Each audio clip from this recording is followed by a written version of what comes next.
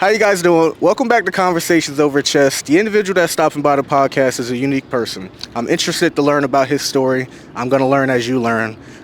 Please welcome to the podcast, Ncu Robbie. How you doing? Doing, man? I'm cool. Welcome to the podcast, man. Thank you, bro. Thank you. How's your day going? Man, it's cool, bro. I had a little problem with traffic in the city. You know how that be. I say that's every city at this point. Nah, for real. It's especially prevalent here in D.C. Yeah. I was going to say, mentioning D.C. traffic, is this where you're originally from, born and raised? D.C., Washington, D.C., Northeast. Northeast, okay, shout out to Northeast, Yes, sir. Appreciate y'all. Bro. I was going to say, this connection came about because I interviewed the young lady, Chalk Doll. Shout out to Chalk Doll for making this happen. And she had told me about how you have a very interesting story. Not only are you an artist and a rapper coming up in the D.C. area, but you come from really humbling beginnings. Yeah. From what I was told, like, you created the mud. No. So talk to us, the audience, about your upbringing, what you had to persevere through, and just walk us through a little bit of that. Yeah, so I started off at a point in time, you know how it be, I was stuck in the trenches, you hear me, lost, I ain't had no guidance for real, you hear me, wasn't nobody really messing with me, everybody started acting funny and shit. I still got some good men, you know what I'm saying? Yeah. Appreciate them that be looking out. Yeah, I was going to say, the audience doesn't know, but those few good men are here with you right now. Yes, sir, oh Yeah. God. But I was in like a homeless shelter, you hear me? So from the homeless shelter, it's called DC Doors. They go by Zoe Doors. You know? Okay. So I'm in that junk, chilling and shit. That's how I met Chalk? Yeah, that's how I met her. And she was working there? Yeah, or? she used to work with the youth and all that. You know what I'm saying? So I was Shout in out that to Chalk giving back to the youth. Nah, for real, she was doing that motherfucker, Yeah. bro. But I was working in there, bro. I mean, I wasn't working in there, but I was in the junk, like Yeah. homeless person in the junk. Ever since that, you know what I mean, I got on my you know what I'm saying?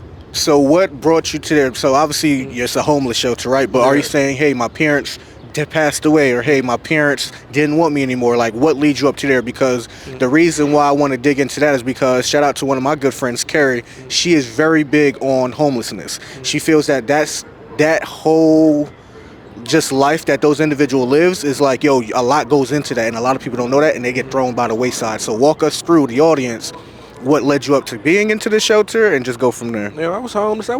I just was always outside. Like I was just a young, turned up youngin'. You know what I'm saying? I was outside. I was doing things in my community that I wasn't supposed to be doing. Definitely. You know what I'm saying? The nigga changed his way of living. You know what I'm saying? Since I've been in the homeless junk, now I'm a community outreach specialist, and I go out to help other homeless people. Okay. And people that need help, and like, bro, it's crazy. Like this. So you did have both your parents? Yeah, I had both my parents. Okay, and then at what age did you go into the shelter? Probably like 4 years ago. 4 years. Like, how old are you now? Cool, 4 years, 24. 24. Okay, so at 20 years old, you was like, hey, look, I need to get into the shelter because I'm get changing. on my shit. Yeah.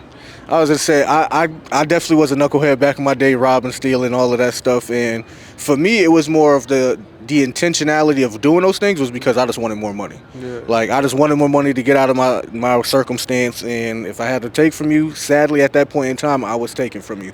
Obviously, as you and I get older, we start to understand, like, you could just work for that. Yeah. So what was that shift in you to say, hey, look, I'm on some dumb shit, as we call it, to now, like, hey, look, I need to start changing my ways? What specifically was that for you that forced you to say, I want to start changing? Was it a loss of a friend? Was it I lost my girl? Like, what specifically for you changed? I lost a couple, man. You hear me? Some of my men died. You know what I'm saying? Long live D Rose.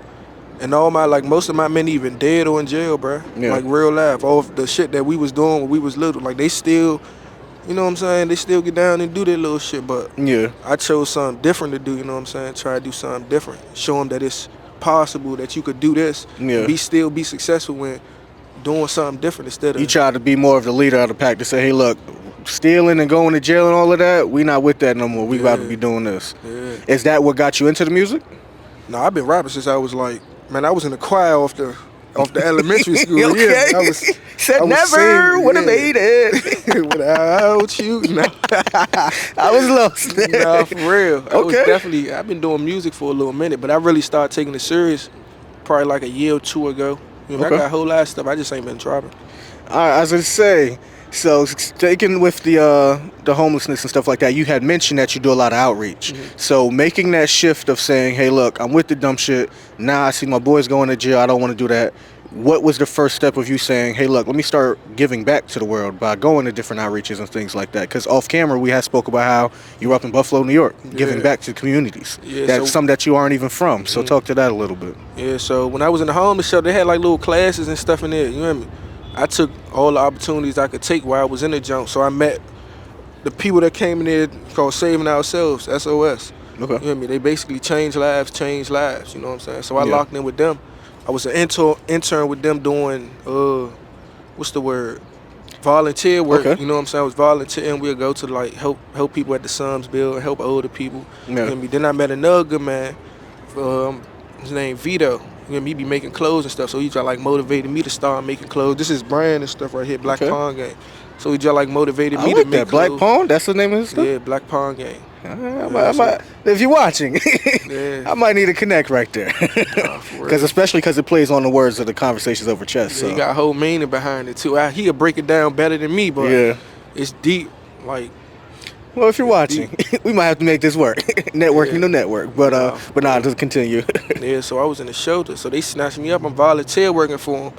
Then I started getting paid. So we'll go. I done been to Charlotte, Philly, New Orleans, motherfucking Buffalo. Yeah. You know what I mean? So many places we travel and go different places to help people that's homeless. Yeah. And they living worse than what we living. Like, they don't even got programs like we got, and they don't, like, bro, it's crazy. So I made I like doing that because I come from it and I could understand. You can relate. There's a certain relatability that you have by living it and then now helping to change it. And that's one thing that I want to touch on is that how much of you now leaving DC and seeing other places that can be worse, like you mentioned, how much has that shifted your own perspective on what you've gone through?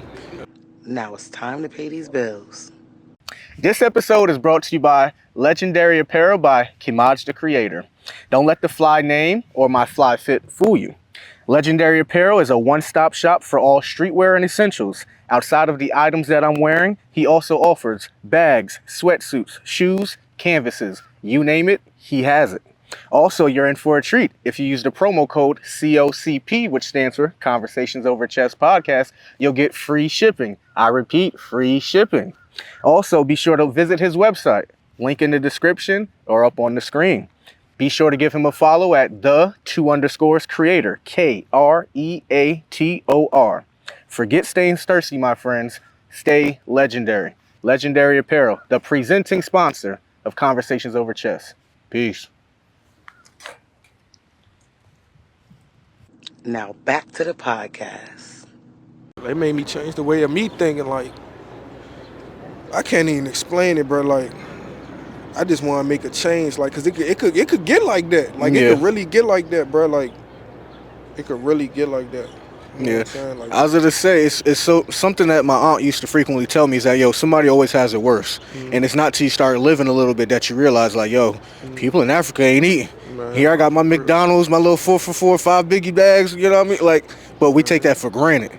We really do take that for granted. And one thing that I had to learn is like, I had to be thankful for what I got. Yeah. I might not have much. I might not be the biggest in the balling out, but I got enough, and I got more than a lot of other people.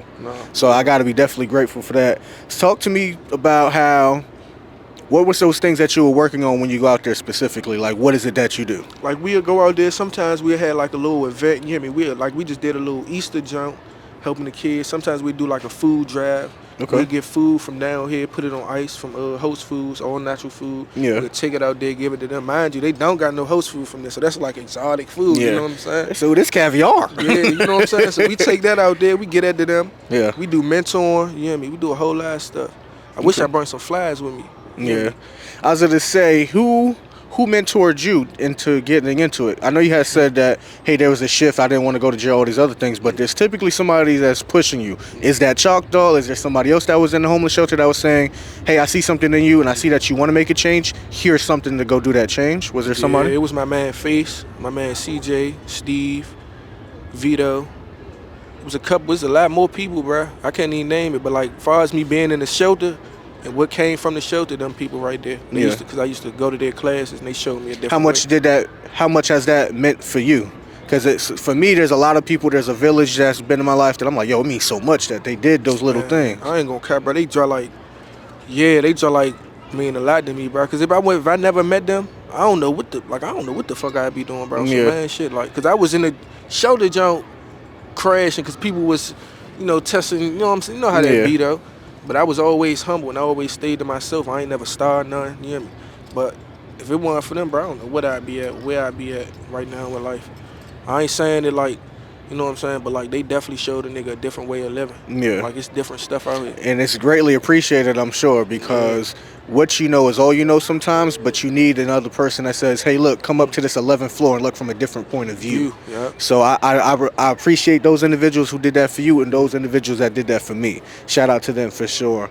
I want to shift gears a little bit and talk about you, the artist. Yeah. All right, I introduced you as Ncu Robbie, right? Yeah. So tell us what the Ncu stands for, to break us down the name and just what brought you into the music outside of, I know you just mentioned the choir. Little clothes, like I made my little clothing brand in the shelter jump. They had a little clothing class and all that. Okay. So I've been rocking NCU for like since I've been rapping. It always been. What does the name name stand for? NCU mean never changed up.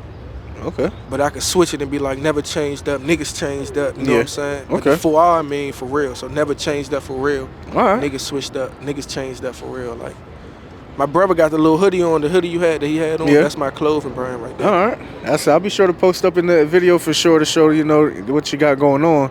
So never changed up.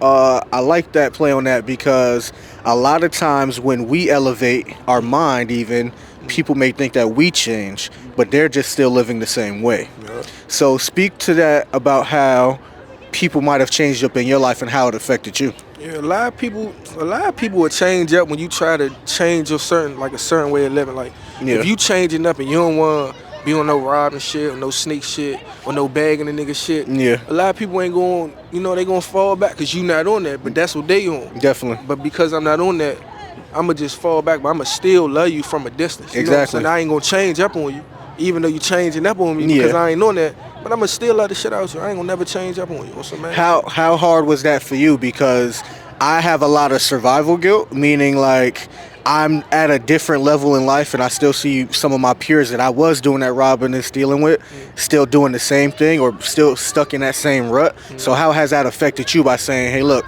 I'm not on the dumb shit, but I still love you from afar, but I can't be doing that because of what I stand for now. So how has that shift be like, dang, like I still love X, Y, and Z. That's my dog. I laid out my life for him, but I'm not doing the same things. Yeah, now it make me want to motivate them more to like get on what I'm on, like all this, like now, like they be like, bro, when you going back out of town, I'm trying to come out of town with you. When you doing that, like stuff like that. Yeah. I like that, so I could bring them with me. Now it's time to pay these bills. Think global, act local. The Wrld Izyorz offers the coolest men's fashion and accessories at 104 William Street in Newburgh, New York, my hometown. It's also available at thewrldizyorz.com. That is WRLDIZYORZ.com.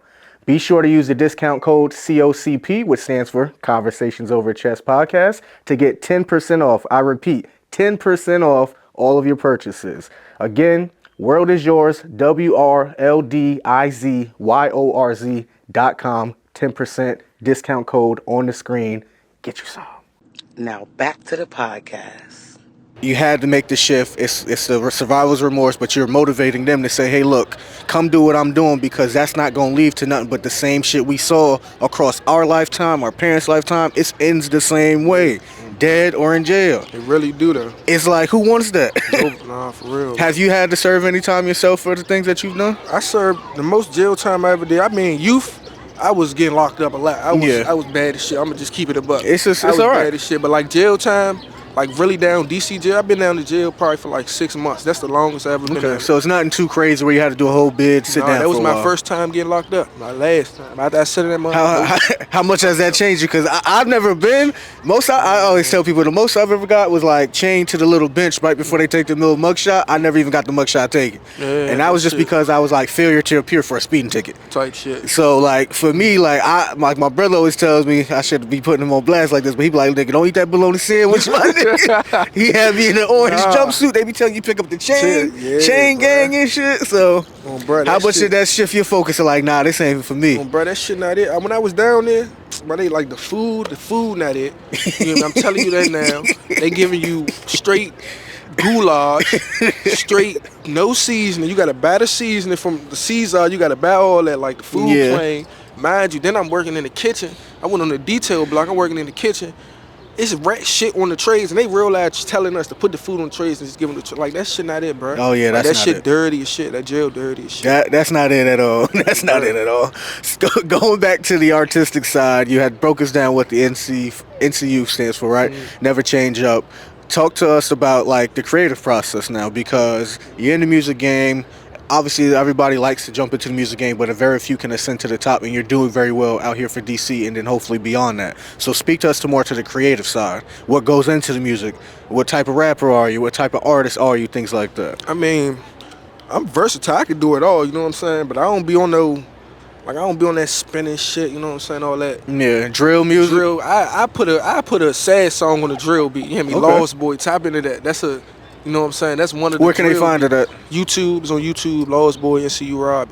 Okay. Find that jump. But like I be on some positive, motivational, like love songs. You know what I'm saying? Party songs. I just did a live performance with Easy Street. Okay. With his studio time. He the one that helped me get all my free studio time. DC Academy. That's the name of the jump. That's what's up. Now it's time to pay these bills. This episode is brought to you by DJ DMC. For any parties, kickbacks, and weddings, DJ DMC has your back. You can find him on Instagram at dmcthedj, on Instagram at dmcthedj. Please be prepared to pay the cost as seen on my shirt. He also makes his clothing line, great premier brand, and be sure to reach out to his Instagram as well at Pay the Cost LLC on Instagram. That is Pay the Cost LLC on Instagram. Get you some. Now back to the podcast. So I did see that posted on your Instagram that you were in the studio. You did a live performance with, I believe, a DJ, famous DJ. I forget his name. DJ Gemini. Yes, DJ Gemini. How did that go? How did that come about? Man, when I was locked up, I came home. This how all this happened. Yeah. I was locked up. You know, I had to go see my PO and all that. They had a little class you had to go to. You could pick a class, like you want to go to the studio or you want to do this. I didn't even know they had all this in there. They got like programs and shit you got to do. So I had to go ahead and went to the studio. Yeah. After that, I locked in with Easy Street. So educate me, because as an individual who's never been to jail, I've been learning a lot by seeing other people go from a distance, from arm's reach, and then I've just seen like across people that I've interviewed. I've been learning a lot. It seems like when you go to jail, there is no just sitting around. Yes, you have to do the time, but you're very rarely just sitting in your cell just doing nothing. Nah, or the time will do you. Nah, most of the time you sitting in that junk. You probably get like a 6 hour. When I was down there, we was getting, I don't know, I forgot if it was 6 or 8 rec time. Like you could come out on the pod and you could play cards, work out.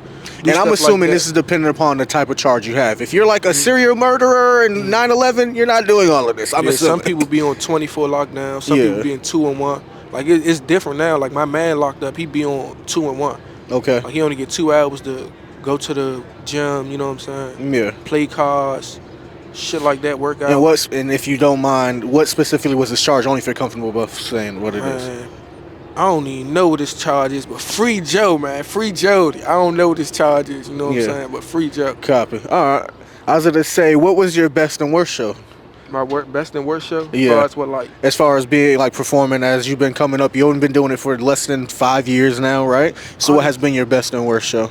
I don't really think it's been a worst show. I just learned, like, what to do and, like, what not to react to type shit. But, like, I think the best shows I ever had was with 201 Massachusetts Avenue.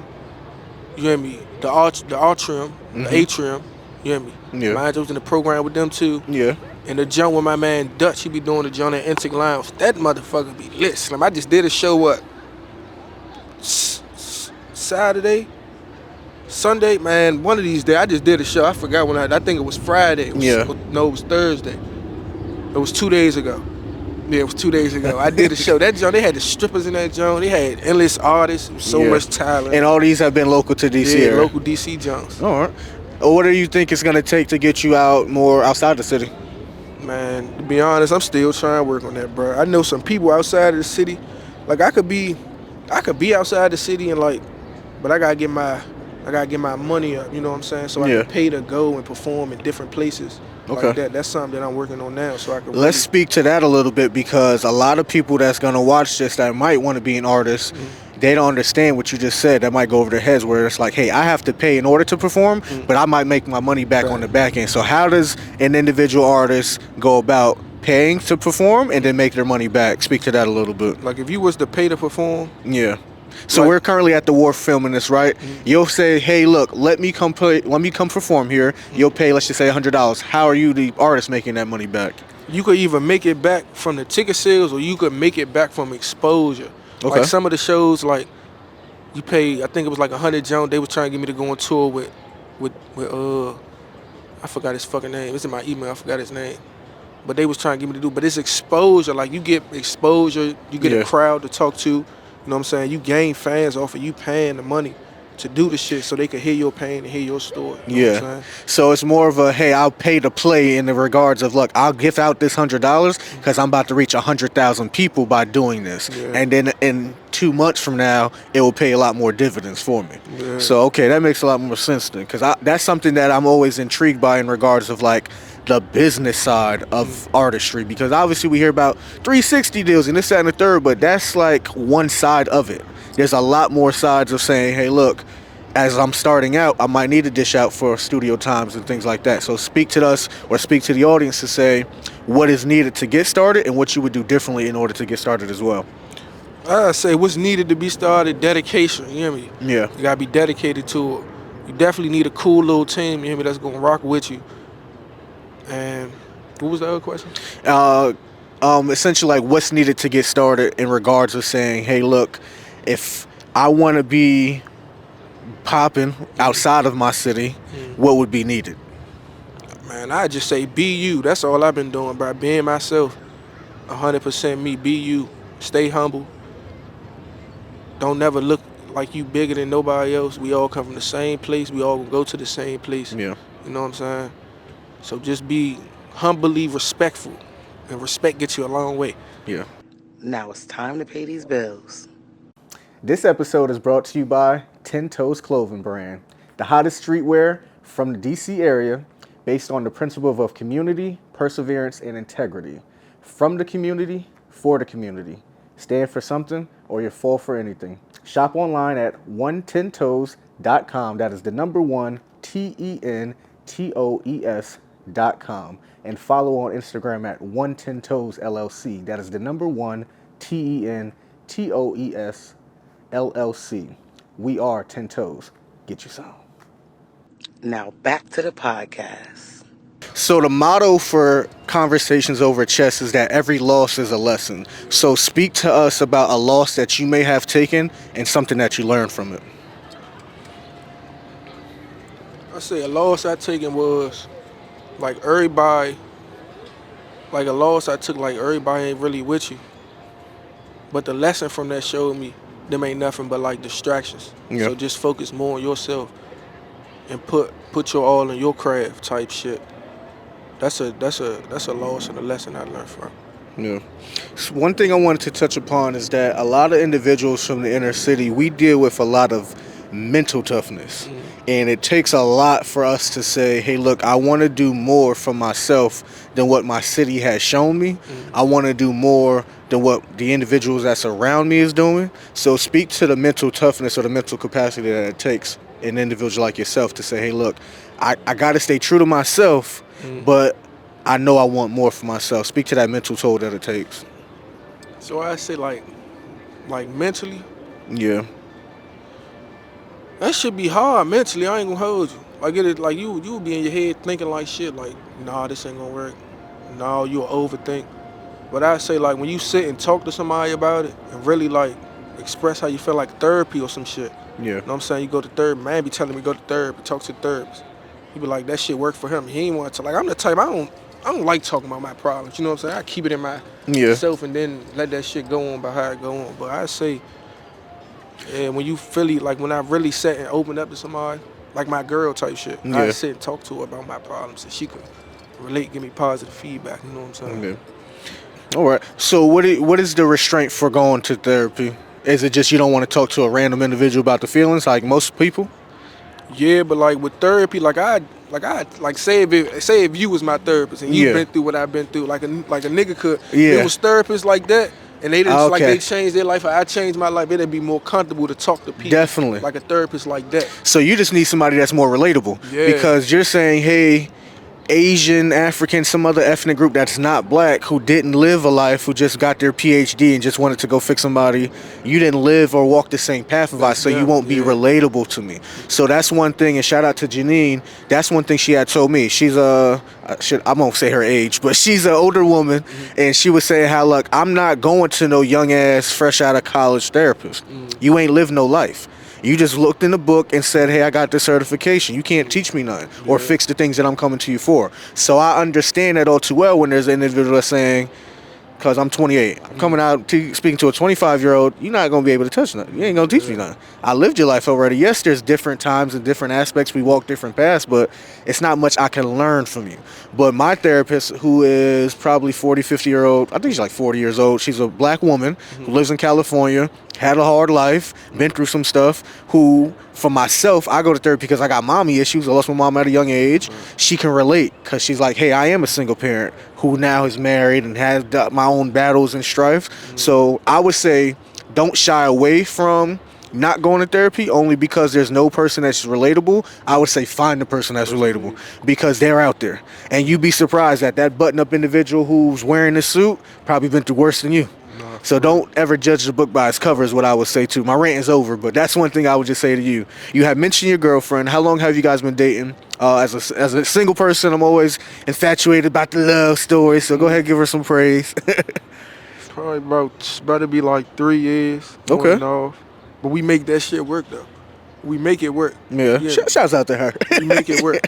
Real life. What do you mean by make it work? Like we might have little breakups and shit like that. You know how that shit be. There, you get some time here, you get some time there. But at the end of the day, we always make that shit work. Why do the breaks have to come about, do you think? Is it just more of an argument, misunderstanding? Yeah, like stupid shit like misunderstanding, communication. The reason I ask that is because one thing that I've been preaching to a lot of individuals, whether they're single or in a relationship, is that I feel like communication is the formula for everything. And what I mean by that is the places that you and I come from, communication can either get your life taken or save your life. And that's the extreme case. So I feel like if that's the case for being in the street and getting a life taken or not taken, why is it not so easily just to talk to our spouse to say, hey, baby girl, you was disrespectful today. I don't like how you spoke to my mom. Obviously in a nice manner, because I had to realize, like, it's my delivery. Yeah. I'm like, what the fuck? But if it's different, I'm like, hey, babe, what the fuck you doing? Like, it's different how we communicate, right? Yeah. So I always tell people communication is key. I'm still working on it. I'm not perfect. But as I look back on my relationships, if I would communicate, now I don't like what you're doing right there, or hey, I need, a lot of things would have saved a lot of problems. So another rant just to say, communicate with your shorty. It's all right, man. It's all right. Now, she out of pocket, I ain't saying put your hands on her. I ain't doing that. I'm just playing. I ain't doing that. Nah, don't go to jail. Don't go to jail. It ain't worth it. It ain't worth it. Just walk away, my brother. Walk away. I will. I ain't gonna. Now it's time to pay these bills. This episode is brought to you by Heart and Soul Training. They're the premier sports and basketball training in DMV while also offering training sessions in Delaware and New Jersey. Training athletes of all ages from young kids to even pro athletes. Some pro athletes by the name of Jordan Allen, a.k.a. J.A. to you all, who just hit 13 threes down in Mexico. Also, they trained Martez Robinson, the person that led Delaware State University down to a MEAC conference finals. Heart and Soul Training, what are you waiting for? Go check them out. Details in the description or on the screen. Now back to the podcast. What is next for you? What you mean as far as next life? As far as the artist, as far as giving back to communities, traveling, like what is next for yourself? What's next for me, man? I'm trying to be a certified therapist. You know what I'm saying? Like, Okay. that's my next goal. All right. I want to be a rapper / therapist / community outreach specialist. All right. You know what I'm saying? Say it's event setups for youth. So you want to do it all, All right. I want to do it all. And that's Where does that come from, that wanting to do it all? Because I often tell people that I want the world, like I want it all. And I'm learning that the way and manner in which I go about getting it all has to be different and intentional. But where does that come from for you? Because for me, it was just a lack of everything. Like I didn't always have a lot of things that I have now, and I always just wanted the world. but I also wanted certain things to come with me as well that I might have lost along the journey. So I'm learning like, all right, I gotta keep you close by. I gotta do this. I gotta do that. So where does that come from for you? Basically, for me being on my own, I was on my own since I was like 14, bro. Yeah. You know what I'm saying? My own little house and shit like that. So I basically was like living on my own. Yeah. So me being homeless, that basically showed me like I can help these motherfuckers. Cause I done been through that. And mind you, I be locked in with so many people that's younger than me. Yeah. You know what I'm saying? They just like fuck with me. We had conversation, we a chat, we a rap. Yeah. You know, we do what we do. But they'd come to me on some, bro, what's up with this, bro? What's up, big bro? Woo, shit like that. So yeah, definitely that. I definitely want to be like, oh, that's why I want to do it all. So I can help them in anything that they need help with.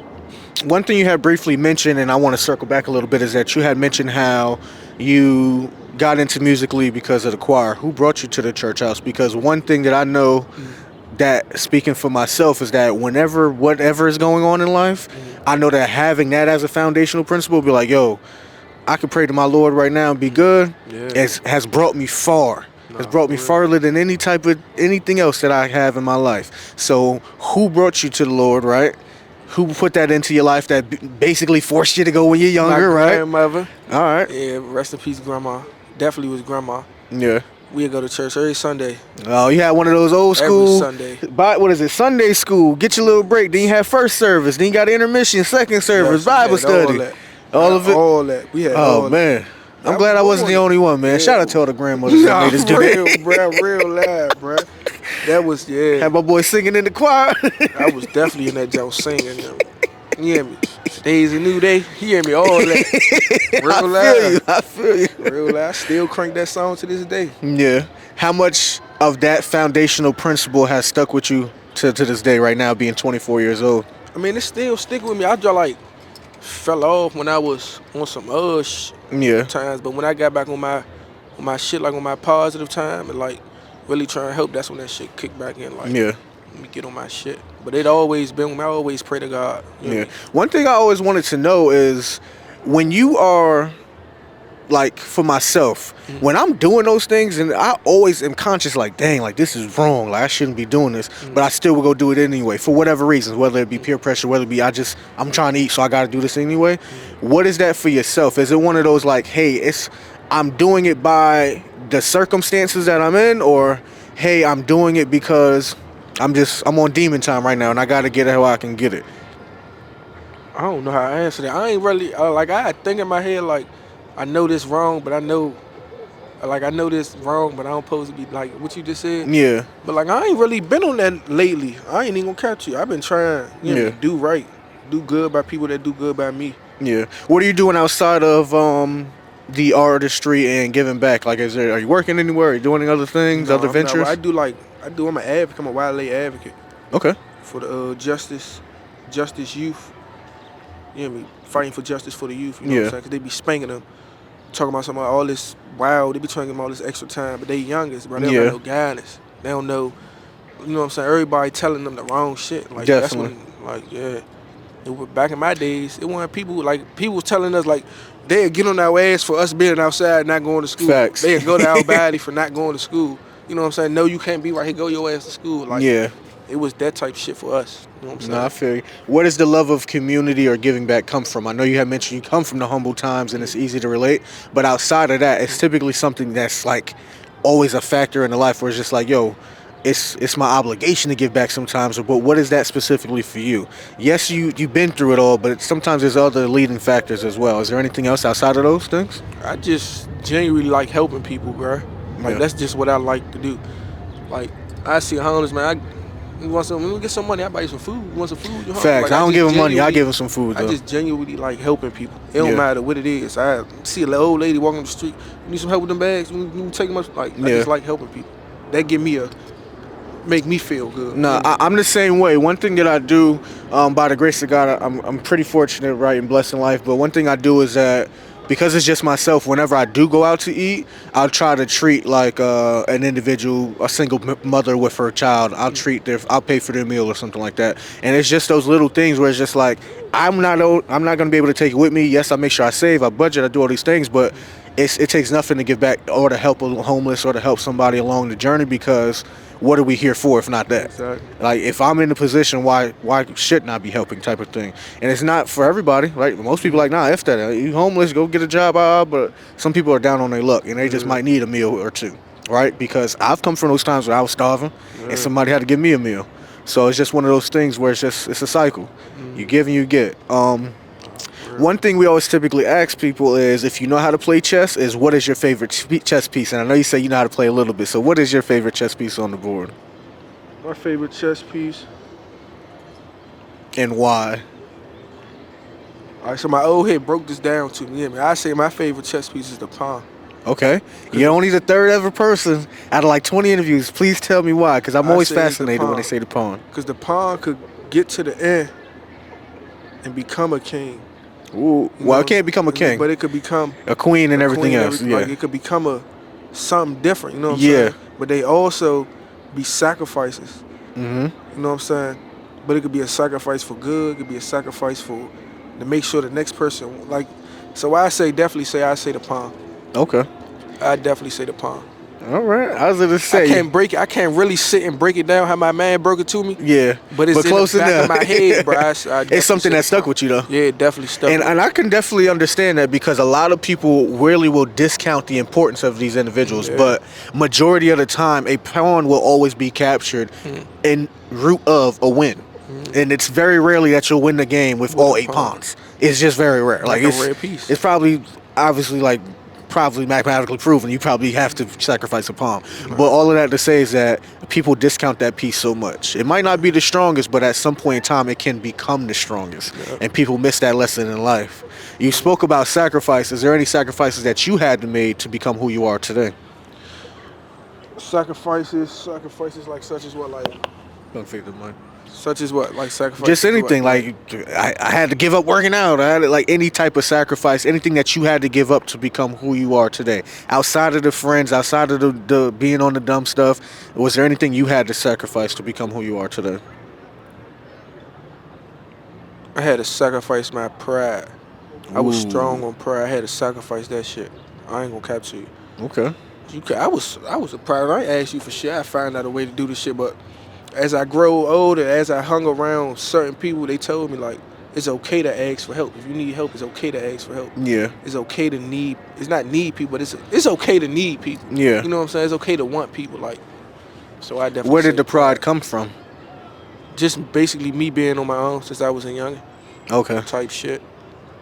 That's where that shit came from. Okay. I can understand the pride all too well, because one thing I had to learn is that my pride was only to my own detriment.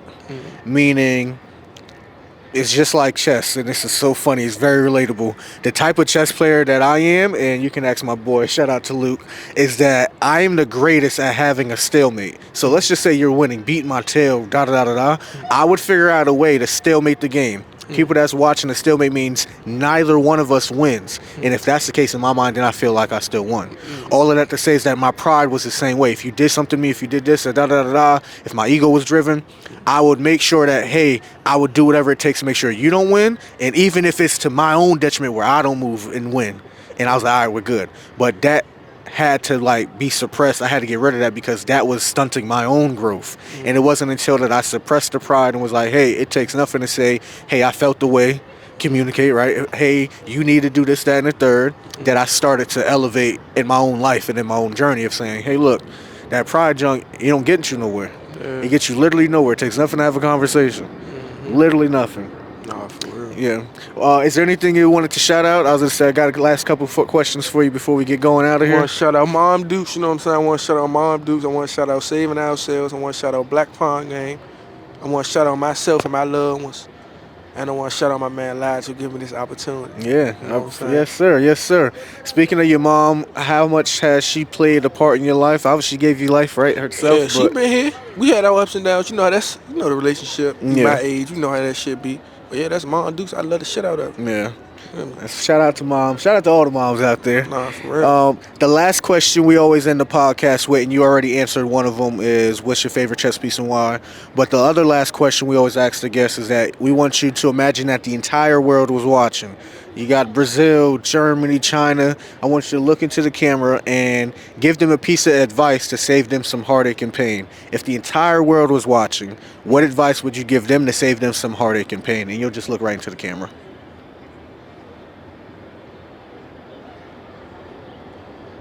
Change lives, change lives. I give them that advice. All right. Thank you, sir, for joining me for the podcast, man. I appreciate you. See you guys in the next episode of Conversations Over Chess. See you soon. Peace. Nothing ever comes to a sleeper but a dream. So I'm woke, try and get that money any means. Used to watch mom sweat them clothes to get them clean. Grew up in the slums, ain't shit that I ain't seen. And it's still free, all the guys till they free. Couple niggas crippin' and the others throwing bees. One thing for sure, they gon' all ride for me. Cause we ain't never phased no gang family. Damn, what a blessing, all them long nights had me stressing.